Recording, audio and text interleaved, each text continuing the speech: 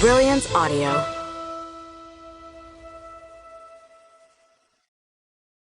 The Last Protector by Simon Gervais. Performed by Jeffrey Kafer.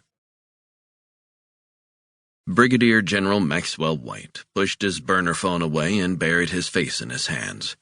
What had started as a minor headache had transformed into a migraine of gigantic proportions. The top of his skull felt as if it had been lodged in a nutcracker and split open. Suddenly nauseous, he pushed himself upright in his chair and leaned back, closing his eyes. He didn't open them until he was sure the room had stopped spinning. He reached for the bottle of water beside him and drank half its contents before turning his attention back to the burner phone. He stared at it for a few seconds, fighting the temptation to smash it beneath his combat boots. Sighing heavily, he grabbed the phone and looked at the screen.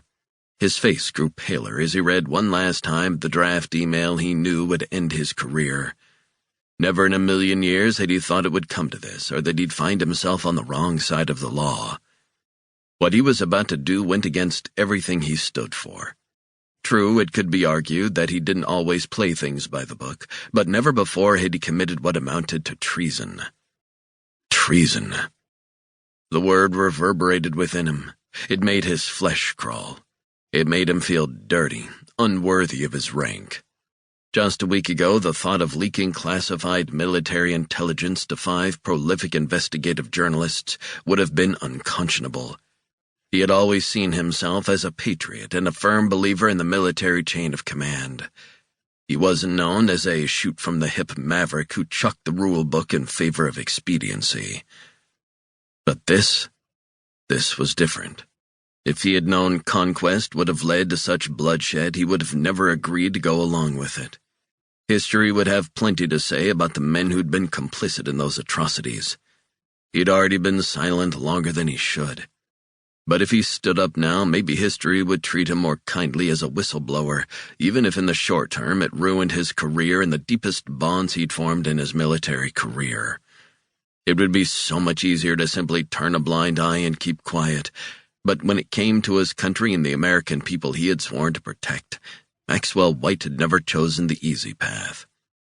And he wouldn't start now. The stakes were too high.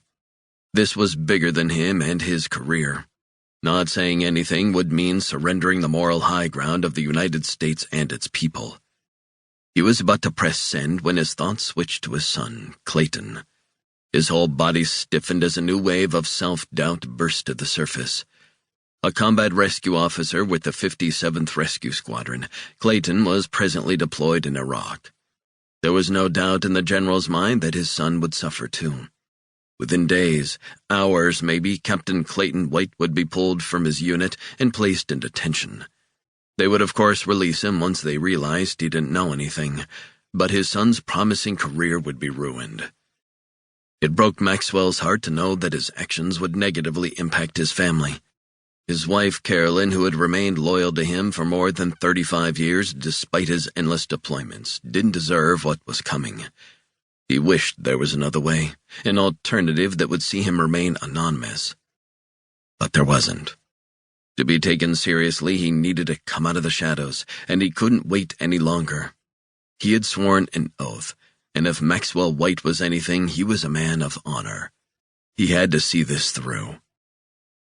"Sorry, Clay," he said out loud, his finger tapping the send button.